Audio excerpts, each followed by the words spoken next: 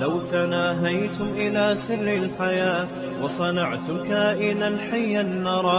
خالد ابن ولید رضی اللہ تعالی عنہ کتنے بڑے اسلام کے دشمن. تو نبی صلی اللہ علیہ وسلم نے صلح حدیبیہ میں حضرت خالد ابن ولید کو پیغام بھیجا. جب جنگ بندی ہوئی ہے نا تو پھر آپ صلی اللہ علیہ وسلم کو تبلیغ کا موقع ملا.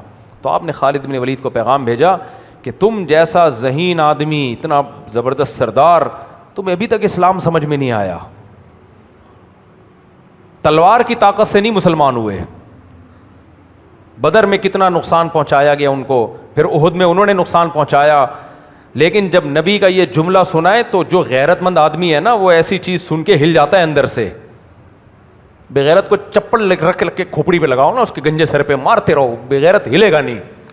کہے گا سر یہاں بھی ماریے تھوڑا سا, یہاں یہ جگہ رہ گئی ہے.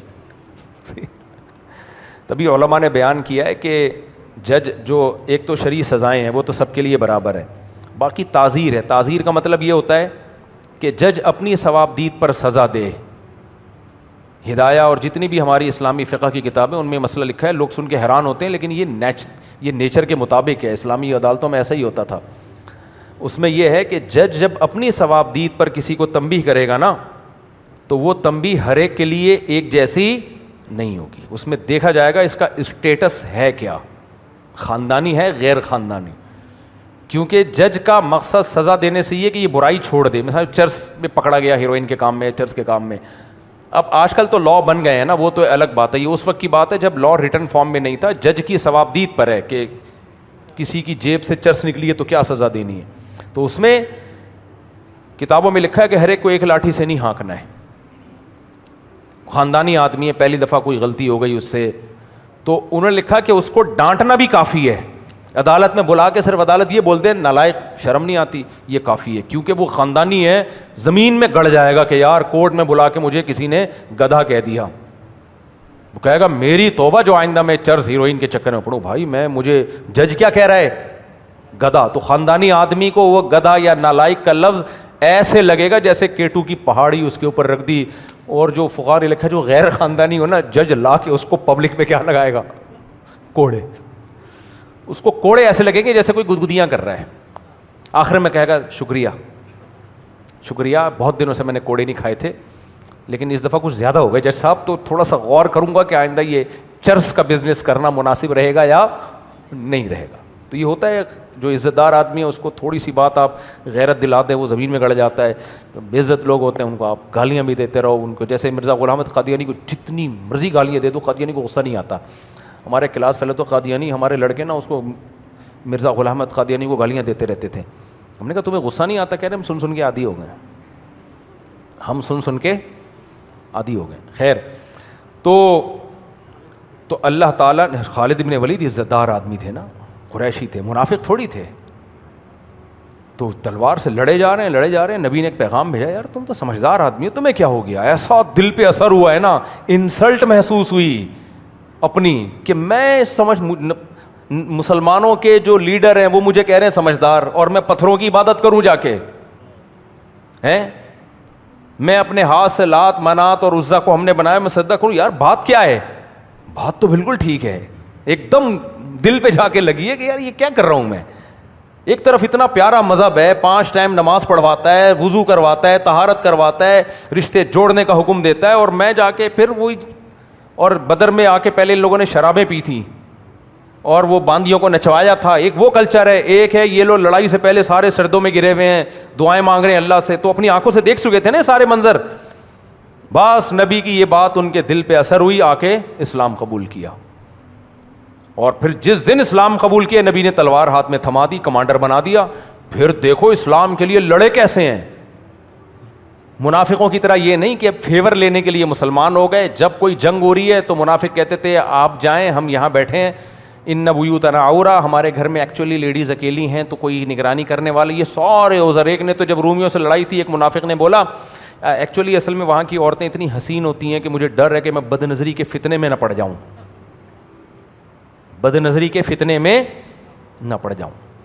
یہ ایسا ہی ہے جیسے کتے سے کسی نے پوچھا بھائی تو ٹانگ اٹھا کے پیشاب کیوں کرتا ہے؟ کہتے چھینٹیں نہ پڑ جائیں کہیں. ابے تو گٹر کا پانی پی رہا ہوتا ہے, گرمی میں سارا دن گٹر کے اندر کلاٹیاں کھا رہا ہوتا ہے, پیشاب کرتے ہوئے اتنی احتیاط کے. تو قرآن نے کہا الا فی الفتنۃ سقطوا، بھائی جہاد چھوڑ کے تم فتنے میں تو پڑ گئے ہو، مسلمانوں کو خون کی ضرورت ہے اور تو ڈر رہا ہے کہ کسی لیڈیز پہ نظر نہ پڑ جائے میری. اتنا نیک. تو یہ تھے منافق 2 نمبر، مذہب کا لیبل لگا رہے ہیں کہ اصل میں تقویٰ مجھے اتنا ہے کہ ابھی میں خانقاہ سے تازہ آیا ہوں، تبلیغ سے 4 مہینے لگا کے نظر کی حفاظت کرنا میں نے سیکھی ہے. ایسا نہ ہو وہاں کسی رومی بھی تو انگریزی انہی کی اولاد ہے نا، تو انگریز عورت پہ نظر پڑ گئی تو استغفر اللہ، میرا تو تقویٰ سارا کیا ہو جائے گا، ٹوٹ جائے گا. اس لیے میں یہی ہوں. نبی کو آگے بتا رہے ہیں یہ نہیں کہہ رہے کہ میرے کھجور کے باغات ہیں، میں پیسے والا آدمی ہوں. نہیں، لیبل کیا؟ مذہب کے. اصل میں نظر میں اللہ کا خوف میرے دل میں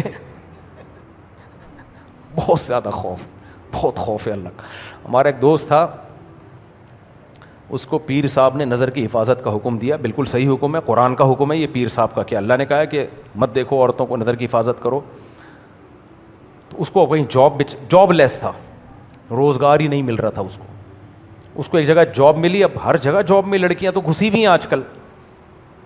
اس کے پیر صاحب نے منع کر دیا ادھر جاب نہ کرو چونکہ نظر کی حفاظت نہیں ہو پائے گی. وہ میرے پاس آیا، میں نے کہا کم وقت جاب کر لے، پیسہ گیا نا، پیسہ نہیں آیا نا. جابیں کی آفریں لائن لگ کے نہیں آتی ہیں، محدود آفریں ہوتی ہیں، اللہ کی طرف سے انتظام ہوتا ہے. اور نظر کی حفاظت کر لینا، کبھی بدنظری ہو جائے توبہ استغفار کر لینا، جاب نہیں چھوڑ بھائی تو. میں نے کہا اگر یہ بھی آپشن تو نے ضائع کر دیا نا تو پیر صاحب اپنے گھر سے تجھے روٹی لا کے وہ صرف مشورے دیں گے تجھے. جب بھوک سے مرے گا نا پیر صاحب یہ نہیں کہیں گے آجا میرے خرچے پہ شادی کر لے، میرے خرچے پہ میں تیری بیوی کو اپنی بہو بنا کے رکھوں گا. نہ تیری شادی ہوگی اور پھر جو تو نظر باز بنے گا. کیونکہ ایک حد تک انسان اپنی آپ سے، میں نے کہا پیسہ کما شادی کر لے بھائی، اس سے زیادہ نظر کی حفاظت ہوگی. پھر وہ تھوڑے دنوں میں حضرت وہ جاب تو میں نے کی لیکن پھر بھی نظر پڑ جاتی ہے. میں نے کہا چھکا لیا کر، توبہ کر لیا کر، پھر نظر پڑے پھر توبہ کر. جاب نہیں چھوڑ، کمانا بھی تو فرض ہے میرے بھائی. یا تو ہم کہیں ایسے مملکت اسلامیہ میں رہ رہے ہوتے جہاں ایسی جابیں بھی ہوتی جہاں سارے جمشید ٹائپ کے لوگ ہوتے وہاں پہ. تو ہر جگہ ہی گھسیڑ دیا، ہر جگہ. پھر کب تک گھر آؤ گے تو موبائل دیکھو گے تو اس میں. تو یہ تو ہے، اب اس سے لڑنا ہے. اب یہ تھوڑی کہ کام چھوڑ دیں، ہم کام سارے کرنے ہیں.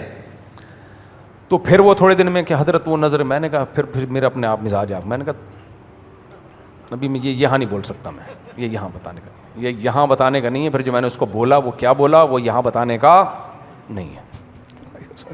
کچھ باتیں ایسی ہوتی ہیں جو بہت مشکل سے بریک ہوتی، بڑی مزے کی ہیں.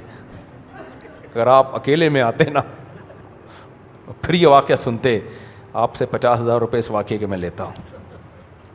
خیر، تو یہودیوں میں کیا تھی؟ 2 نمبری مذہب کے نام پہ. میں بار بار مذہب کا کیوں لے رہا ہوں کہ مذہب کے نام پہ 2 نمبری. ویسے تو 2 نمبر ساری قوموں میں ساری دنیا میں ہوتے ہیں بھائی. مذہب کا لیبل کیوں لگا رہے ہو؟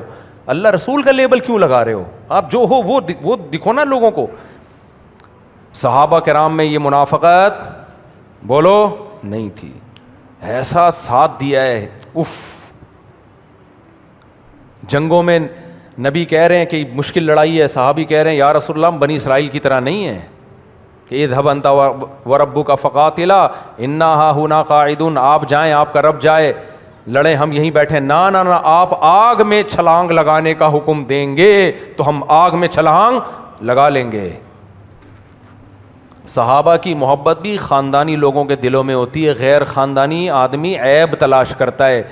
ہمارے پاس جو دین آیا ہے نا وہ صحابہ سے آیا ہے. اس لیے اگر کوئی کہتا ہے مجھے اسلام سے محبت ہے، صحابہ سے نہیں، جھوٹ بول رہا ہے، منافق ہے وہ. قرآن، حدیثیں، نماز ساری ہم نے کہاں سے لی ہیں؟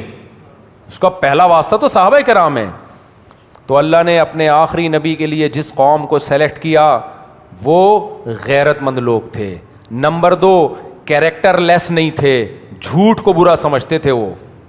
دیکھو حضرت ابو سفیان ہرقل بادشاہ کے سامنے بیٹھے ہیں، اس وقت مسلمان نہیں ہوئے. ہرقل نے نبی صلی اللہ علیہ وسلم کے بارے میں پوچھا. ابو سفیان کہتے ہیں مجھے ڈر تھا کہ میں جھوٹ بولوں گا تو پیچھے جو میرے ساتھی ہیں بولیں گے عرب کا سردار ہو کے جھوٹ بولتا ہے. اس لیے نہ چاہتے ہوئے سچ بولا ہے میں نے، حالانکہ ان کو نبی سے دشمنی تھی. نبی سے بخاری کی حدیث ہے، نبی سے دشمنی پھر بھی بول نبی کے بارے میں سب سچ رہے ہیں.